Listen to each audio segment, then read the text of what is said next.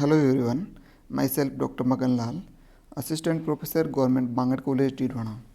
आज के इस वीडियो में हम BSc for third inorganic chemistry unit first में जो संकुल यौगिक हैं उनमें बॉन्डिंग और उनकी ज्योमेट्री के बारे में स्टडी करेंगे। संकुल यौगिकों में बॉन्डिंग को समझाने के लिए दो थ्योरीज दे रखी हैं, वैलेंस बॉन्ड थ्योरी और क्रिस्टल फील्ड थ्योरी। हमने अब तक वैलेंस बॉन्ड थ्योरी की लिमिटेशन पढ़ी है। क्रिस्टल फील्ड थ्योरी का एलिमेंट्री आइडिया हमने लिया है, जिसमें हमने देखा कि क्रिस्टल फील्ड थ्योरी में हमें सेंट्रल मेटल एटम को पॉइंट पॉजिटिव चार्ज और लिगेंड को हम पॉइंट नेगेटिव चार्ज मानते हैं और इनके बीच में प्योरली इलेक्ट्रोस्टैटिक अट्रैक्शन फोर्स लगते हैं। यहाँ पर किसी प्रकार का कोई ऑर्बिटल इंटरेक्शन लिगेंड और मेटल के बीच में नहीं होता है। हमने देखा कि संकुल बनाने से पहले जो सेंट्रल मेटल एटम है उसमें जो डी ऑर्बिटल हैं उन पांचों डी ऑर्बिटल की एनर्जी इक्वल होती है, यानी वो पांचों डी ऑर्बिटल डी जनरेट होते हैं। लेकिन जैसे संकुल का निर्माण होता है, मेटल से लिगेंड आकर जुड़ते हैं, उन पांचों डी कक्षकों की ऊर्जा बराबर नहीं रह पाती है। वो जो डी कक्षक हैं वो अलग अलग ऊर्जा स्तरों में विपाटित हो जाते हैं। हमने डी कक्षक की शेप्स के बारे में देखा कि डी कक्षक हैं वो दो प्रकार के होते हैं। एक तो वो डी कक्षक है D X Y, D Y Z और डी जेड एक्स, जिनमें इलेक्ट्रॉन के पाए जाने की संभावना एक्सिस के मध्य अधिक होती है और एक्सिस के ऊपर इलेक्ट्रॉन के पाए जाने की संभावना जीरो होती है। दूसरे वो डी ऑर्बिटल जिनमें इलेक्ट्रॉन एक्सिस के ऊपर अधिकतम पाए जाते हैं और एक्सिस के मध्य इलेक्ट्रॉन के पाए जाने की संभावना जीरो होती है। तो ये डी कक्षक दो प्रकार के होते हैं, तो उनकी ऊर्जा भी ठीक इसी प्रकार से विपाटित होगी, ऊर्जा भी ठीक इसी प्रकार से चेंजेज होगी। अलग अलग प्रकार के संकुल बनते हैं, तो धातु के डी कक्षक हैं उनकी एनर्जी भी अलग अलग प्रकार से चेंज होती है। सबसे पहले हम देखते हैं कि ऑक्टाहेड्रल संकुल बनते वक्त धातु के 5 डी कक्षक किस प्रकार से विपाटित होते हैं। इसमें हमने देखा कि धातु के जो 3 डी कक्षक हैं जिनको हम T2G ऑर्बिटल बोलते हैं, जो एक्सिस के बीच में स्थित होते हैं, उनकी ऊर्जा कम हो जाती है। और 2 डी कक्षक जिनको हम EG कक्षक बोलते हैं, जो एक्सिस के ठीक ऊपर स्थित होते हैं, इन डी कक्षकों की ऊर्जा बढ़ जाती है। और ये ऊर्जा में चेंजेस हमने देखा किस वजह से होता है। इसका कारण होता है कि जब लिगेंड धातु से आकर जुड़ते हैं तो धातु के डी कक्षक और लिगेंड के इलेक्ट्रॉनों के बीच प्रतिकर्षण बल लगता है। इस प्रतिकर्षण बल की वजह से जिन ऑर्बिटल्स पर प्रतिकर्षण बल अधिक लगता है उनकी ऊर्जा बढ़ जाती है और जिन ऑर्बिटल्स पर प्रतिकर्षण बल कम लगता है उनकी ऊर्जा बढ़ती नहीं है, कम हो जाती है। तो 2 डी कक्षक D X square Y square और डी जेड स्क्वायर जो ठीक एक्सिस के ऊपर होते हैं, स्थित होते हैं, और जब लिगेंड भी इन्हीं एक्सिस से होकर मेटल एटम से आकर जुड़ते हैं, यानी जब ऑक्टाहेड्रल संकुल बनेगा तो 6 लिगेंड कैसे कैसे आकर जुड़ेंगे। 2 लिगेंड तो एक्स एक्स पर प्लस एक्स और माइनस एक्स पे, 2 लिगेंड वाई एक्सिस पर प्लस एक्स और माइनस वाई पर, और 2 लिगेंड जेड एक्सिस पे प्लस जेड और माइनस जेड।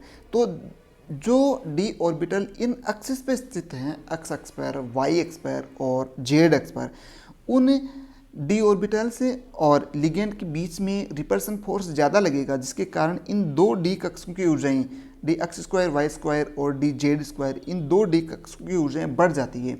और बाकी के 3 डी ऑर्बिटल जो एक्सिस के बीच में स्थित होते हैं, D X Y, D Y Z और डी जेड एक्स, इन तीनों डी ऑर्बिटल की ऊर्जा कम हो जाती है। हमने देखा कि इन ऊर्जा का जो गैप है, उस ऊर्जा के गैप को हम लिखते हैं डेल्टा ओ से। का मतलब ऑक्टाहेड्रल से है। और जो बेरी सेंटर था, एनर्जी का जो सेंटर था, उस सेंटर से जो ऊर्जा में जो कमी होती है वो तो होती है 0.4 डेल्टा ओ, और ऊर्जा में जो वृद्धि होती है वो होती है 0.6 डेल्टा ओ। टोटल एनर्जी में चेंज है वो जीरो होता है। जैसे कि 3 डी कक्षक की ऊर्जा कम हुई 0.4 डेल्टा ओ से, तो 0.4 को 3 से मल्टीप्लाई करेंगे तो 1.2 डेल्टा ओ आएगा। यहाँ पर 2 की ऊर्जा बढ़ी है तो 0.6 को हमें 2 से मल्टीप्लाई करेंगे तो 1.2 डेल्टा होएगा। तो ऊर्जा में वृद्धि हुई 1.2 डेल्टा ओ और ऊर्जा में कमी भी 1.2 डेल्टा ओ हुई। तो इस प्रकार से हमने देखा कि ऑक्टाहेड्रल संकुल में डी कक्षक हैं वो T2G और EG कक्षकों में विभाजित हो जाते हैं। T2G कक्षक हैं वो लोअर एनर्जी वाले हैं और ईजी कक्षक हैं वो हायर एनर्जी वाले हैं। जब टेट्राहेड्रल संकुल का निर्माण होता है, चतुष्फलकीय संकुल का निर्माण होता है, तब भी धातु के जो पांचों डी कक्षक हैं वो दो भागों में विभाजित हो जाते हैं। लेकिन इस बार जो विपाटन का क्रम है वो ऑक्टाहेड्रल वाले संकुल से रिवर्स है। ऑक्टाहेड्रल संकुल में जिन दो डी कक्षकों की ऊर्जाएं बढ़ रही थी, D X square Y square और डी जेड स्क्वायर, यहाँ पर उन दो डी कक्षकों की ऊर्जाएं कम हो जाती है और जिन तीन डी कक्षकों की ऊर्जाएं कम हो रही थी ऑक्टाहेड्रल संकुल में, टेट्राहेड्रल संकुल में उन तीनों डी कक्षकों की ऊर्जाएं बढ़ जाती हैं। यहाँ पर ये जो एनर्जी के जो रिवर्स होने का जो रीज़न है वो ये है कि जब भी ऑक्टाहेड्रल संकुल का निर्माण होता है तो जो लिगेंड हैं वो सेंट्रल मेटल एटम से आकर जुड़ेंगे, तो वो ठीक एक्सिस के ऊपर से आकर नहीं जुड़ेंगे, एक्सिस के बीच में से आकर जुड़ेंगे। एक्सिस 6 हैं और उन 6 एक्सिस के बीच में से 4 लिगेंड आकर सेंट्रल मेटल एटम से जुड़ेंगे। तो इस बार जो डी ऑर्बिटल जो एक्सिस के बीच में स्थित हैं, कौन कौन से डी ऑर्बिटल एक्सिस के बीच में स्थित हैं? D X Y, D Y Z और डी जेड एक्स। लिगेंड भी एक्सिस के बीच में से होकर आ रहे हैं और ये तीनों डी कक्षक हैं वो भी एक्सिस के बीच में ही स्थित हैं। तो इन कक्षकों के बीच में और लिगेंड के कक्षकों के बीच में रिपल्सन फोर्स ज़्यादा लगेगा, जिसकी वजह से इन तीन डी कक्षकों की जो ऊर्जा है वो बढ़ जाएगी। बाकी जो दो डी कक्षक हैं जो एक्सिस के ठीक ऊपर स्थित होते हैं वो इस बार लिगेंड से अधिक दूरी पर स्थित होंगे। अधिक दूरी पर स्थित होने के कारण यहाँ पर लिगेंड और मेटल के जो डी ऑर्बिटल हैं उनके बीच में रिपल्सन फोर्स कम लगेगा, जिसकी वजह से इन दो डी कक्षक D X square Y square और डी जेड स्क्वायर इनकी एनर्जी कम हो जाती है। यहाँ पर भी हमें इन दो डी कक्षक जिनकी ऊर्जा कम हो रही है उनको हम बोलेंगे ई कक्षक है। यहाँ पर जी गलती से लिखा गया है, उनको हम बोलेंगे ई कक्षक है। और जिन तीन डी कक्षकों की ऊर्जाएं बढ़ रही हैं उनको हम बोलेंगे T2 कक्षक है, उनको हम बोलेंगे T2 कक्षक। जी हम नहीं लगाएंगे। जी का मतलब जिराड सिमेट्री से हैं। ऑक्टाहेड्रल वाले जो संकुल हैं उनमें हम जी शब्द का प्रयोग करेंगे, T2G और EG लिखेंगे, क्योंकि यहाँ पर संकुल में सेंटर ऑफ सिमेट्री पाई जाती है। सेंटर ऑफ सिमेट्री के पाए जाने के कारण ये जो डी ऑर्बिटल विपाटित होते हैं इनमें भी सेंटर ऑफ सिमेट्री पाई जाती है, इसलिए इन डी कक्षकों को हम बोलते हैं T2G और EG। लेकिन ऑक्टाहेड्रल संकुल में इनको हम केवल क्या बोलेंगे? E और T2। जी शब्द का प्रयोग हम नहीं करेंगे। तो ये हमने देखा कि टेट्राहेड्रल संकुल में भी डी कक्षक है वो दो भागों में विभाजित होते हैं, E और T2। E जिसमें दो डी कक्षक हैं, D X square Y square और डी जेड स्क्वायर, जिनकी ऊर्जा कम हो जाती है, और T2 जिनमें D X Y, D Y Z और डी जेड एक्स, जिनकी ऊर्जा बढ़ जाती है। यदि हम इन दोनों विपाटन को देखें, अष्टफलकीय संकुल में धातु के डी कक्षकों के विपाटन और चतुष्फलकीय संकुलों में धातु के डी कक्षकों का विपाटन को यदि हम देखें, ये एक कंबाइंड डायग्राम हमने यहाँ पर दे रखा है। इसमें हम देख रहे हैं कि अष्टफलकीय संकुलों में जो विपाटन ऊर्जा है डेल्टा ओ, उसका मान ज़्यादा होता है, और चतुष्फलकीय संकुलों में ये जो विपाटन ऊर्जा है इसका मान कम होता है। रफली हम याद रखें तो हम ये कह सकते हैं कि ऑक्टाहेड्रल संकुलों में जो विपाटन ऊर्जा का मान है वो टेट्राहेड्रल संकुलों से लगभग जस्ट 2 गुना है, डबल है। एग्जैक्टली जो फॉर्मूला है वो ये है, डेल्टा टेट्राहेड्रल बराबर 4/9 डेल्टा ऑक्टाहेड्रल, यानी कि ऑक्टाहेड्रल में जितनी विपाटन ऊर्जा है उसका 4/9 भाग होता है टेट्राहेड्रल में। टेट्राहेड्रल में डी कक्षकों के बीच में विपाटन ऊर्जा का मान कम होता है और ऑक्टाहेड्रल संकुलों में डी कक्षकों के मध्य विपाटन ऊर्जा का मान अधिक होता है। इसको हमें 2 रीजन से एक्सप्लेन करेंगे। दो मुख्य कारण होते हैं इसमें एनर्जी का जो ये इतना ज़्यादा अंतर होता है। इस एनर्जी के अंतर को हम दो कारकों से एक्सप्लेन करेंगे। पहला कारक, ऑक्टाहेड्रल संकुल में मेटल एटम्स हैं 6 लिगेंड परमाणु आकर जुड़े होते हैं और टेट्राहेड्रल संकुल में मेटल एटम्स हैं 4 लिगेंड परमाणु आकर जुड़े होते हैं।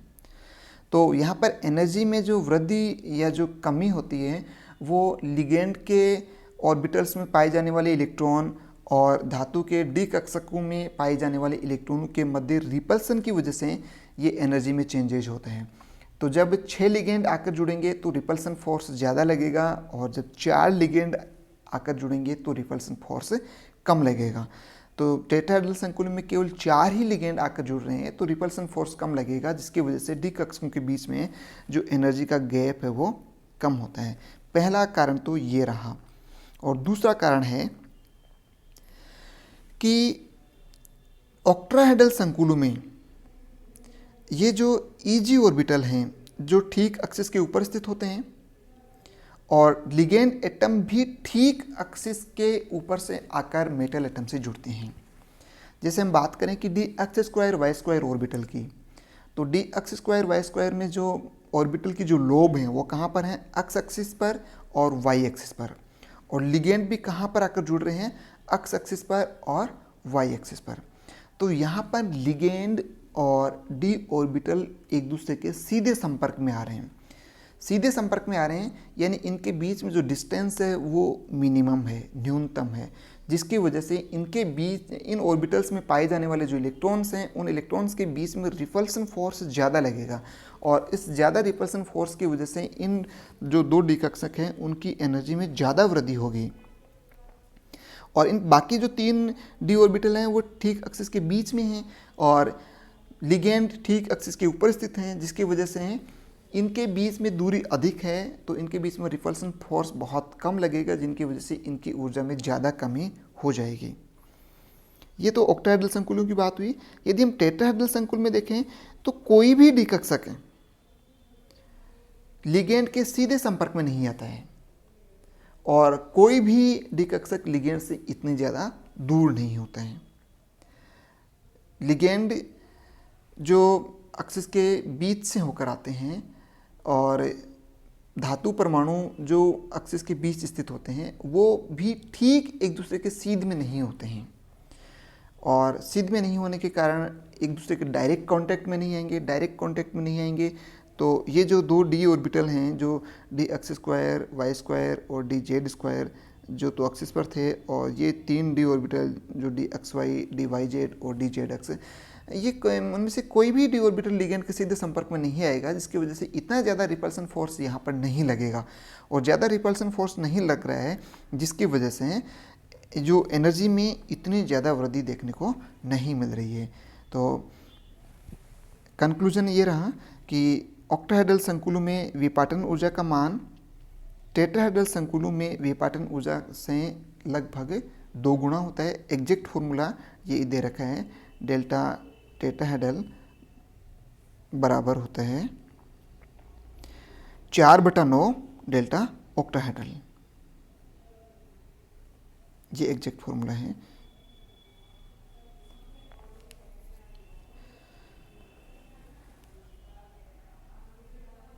आगे हम देखेंगे स्क्वायर प्लेनर संकुलों में डी कक्षकों में विपाटन।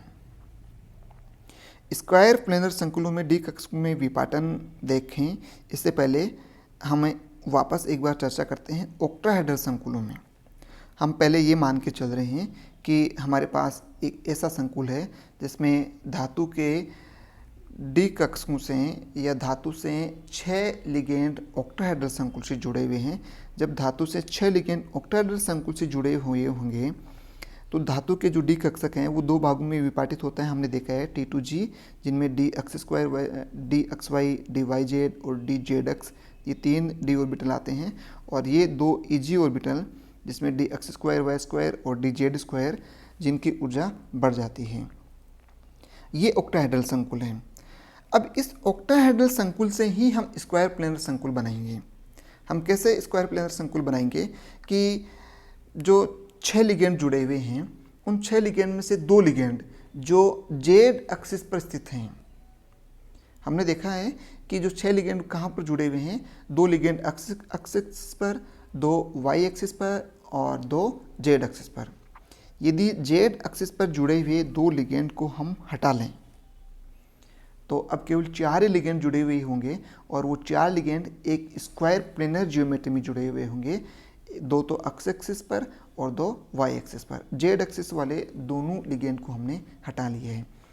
अब हम देखेंगे कि जब जेड एक्सिस वाले दोनों लिगेंड को हम हटा लेते हैं तो डी कक्षक की एनर्जी पर कैसे इफेक्ट पड़ेगा। वो डी कक्षक जो जेड एक्सिस पर स्थित थे, वो डी कक्षक जो जेड एक्सिस पर स्थित थे, जो कि पहले जेड एक्सिस पर स्थित लिगेंड से रिपल्सन फोर्स उनके ऊपर लग रहा था, अब जेड एक्सिस पर उपस्थित लिगेंड को हटा लेने से जेड एक्सिस पर अब कोई रिपल्सन फोर्स नहीं लग रहा है। तो जेड एक्सिस पर स्थित लिगेंड पर अब कोई रिपल्सन फोर्स नहीं लग रहा है क्योंकि जेड एक्सिस पर अब कोई लिगेंड उपस्थित नहीं है, जिसके कारण जेड एक्सिस पर स्थित जो डी ऑर्बिटल हैं उनकी एनर्जी कम हो जाएगी। बाकी जो एक्स एक्सिस और वाई एक्सिस पर उपस्थित जो लिगेंड हैं उनके कारण एक्स एक्सिस और वाई एक्सिस पर स्थित डी ऑर्बिटल की एनर्जी बढ़ जाएगी। तो हम यहाँ पर देख रहे हैं कि जेड जहाँ पर आ रहा है उनकी ऊर्जा कम हो जाएगी, तो डी वाई जेड और D Z X, D Y Z और डी जेड एक्स, इन 2 डी कक्षों की ऊर्जा कम हो जाएगी और डी एक्स वाई की ऊर्जा बढ़ जाएगी। और फिर यहाँ हम देख रहे हैं कि डी जेड स्क्वायर जो कि जेड एक्सिस पर ही था, इसकी ऊर्जा कम हो जाएगी और D X square Y square की ऊर्जा बढ़ जाएगी। यदि उस डी एक्सिस पर स्थित लिगेंड को हम पूरी तरीके से हटा लेते हैं तो डी एक्स वाई की ऊर्जा और बढ़ जाएगी और D X square Y square की ऊर्जा भी और बढ़ जाएगी। और जो जेड एक्सिस पर स्थित जो लिगेंड हैं, जेड एक्सिस पर स्थित डी ऑर्बिटल हैं, डी जेड स्क्वायर, उसकी ऊर्जा कम हो जाएगी और डी एक्स जेड और डी वाई जेड उनकी ऊर्जा भी कम हो जाएगी। तो अब जो स्क्वायर प्लेनर जो संकुल हैं उनमें जो पांचों जो डी कक्षक हैं वो अब इस प्रकार से 4 डिफरेंट एनर्जी लेवल्स में पाए जाते हैं। सबसे लोअर एनर्जी लेवल वाले जो ऑर्बिटल्स हैं वो हैं डी एक्स वाई और डी वाई जेड और D X Z, D Y Z और डी एक्स जेड, इनकी ऊर्जा सबसे कम है। फिर दूसरे नंबर पर डी जेड स्क्वायर। अब जो एक्स एक्सिस और वाई एक्सिस वाले जो ऑर्बिटल हैं उनकी एनर्जी ज़्यादा होगी, तो डी एक्स वाई और D X square Y square, इनकी एनर्जी सबसे ज़्यादा है। D X square Y square और डी एक्स वाई, इन दोनों के बीच में जो एनर्जी का गैप है, इस एनर्जी के गैप को हम बोलते हैं डेल्टा एस पी। एस का मतलब स्क्वायर, पी से प्लेनर, डेल्टा स्क्वायर प्लेनर, यानी स्क्वायर प्लेनर संकुलों में विपाटन ऊर्जा। तो स्क्वायर प्लेनर संकुलों में जो विपाटन ऊर्जा है वो डी एक्स वाई और D X square Y square orbitals के बीच में जो एनर्जी का गैप है, उस एनर्जी के गैप को हम स्क्वायर प्लेनर संकुल में विपाटन ऊर्जा के द्वारा परिभाषित करेंगे। यदि हम स्क्वायर प्लेनर संकुल और ऑक्टाहेड्रल संकुलों में विपाटन ऊर्जा को देखें तो हम कहेंगे कि स्क्वायर प्लेनर संकुलों में जो विपाटन ऊर्जा का मान है वो ऑक्टाहेड्रल संकुलों में विपाटन ऊर्जा के मान से थोड़ा ज़्यादा होता है। कितना होता है? डेल्टा एस पे बराबर होता है 1/1.2 डेल्टा ओ। स्क्वायर प्लेनर संकुलों का लगभग 20% ज़्यादा विपाटन होता है ऑक्टाहेड्रल संकुलों की तुलना में। तो ये तीनों प्रकार की ज्योमेट्री के लिए हमने धातु के डी कक्षकों में ऊर्जा किस प्रकार से विपाटित होती है जब ऑक्टाहेड्रल ज्योमेट्री में संकुल बनते हैं, ऑक्टाहेड्रल ज्योमेट्री में धातु परमाणु से लिगेंड आकर जुड़ते हैं, जब टेट्राहेड्रल ज्योमेट्री में धातु परमाणु से लिगेंड आकर जुड़ते हैं, या जब स्क्वायर प्लेनर ज्योमेट्री में धातु परमाणु से लिगेंड आकर जुड़ते हैं, तो उन डी कक्षकों की एनर्जी है वो किस प्रकार से विपाटित होती है वो हमने इस वीडियो में देखी है। आगे हमें क्रिस्टल फील्ड थ्योरी की जो बाकी विशेषताएं हैं उनको हम अगली वीडियो में डिस्कस करेंगे। तो आज की वीडियो में हम इतने पढ़ेंगे। Thank you.